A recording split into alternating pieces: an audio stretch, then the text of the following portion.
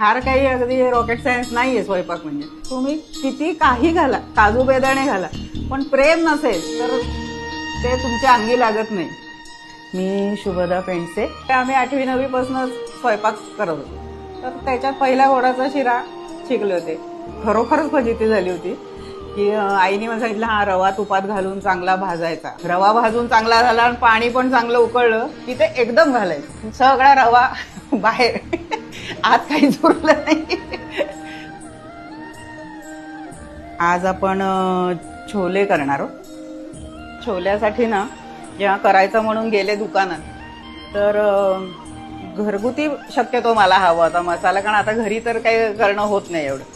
म्हणून बघत होते तर मी आला आधी हळद तिखट दिसलं ओवीचं. तर ते ओवी नाव ऐकूनच मला असं वाटलं की आपल्या महाराष्ट्रातलंच काहीतरी आहे, म्हणून मी ते हळद तिखट घेऊन बघितलं आधी.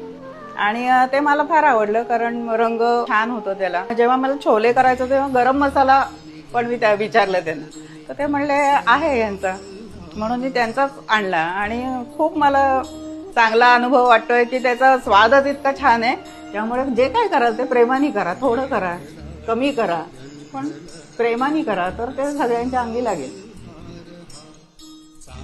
डंकावर कुटलेले घरगुती मसाले, ओवी मसाले, प्रत्येक हाताला चव. ओवी मसाले.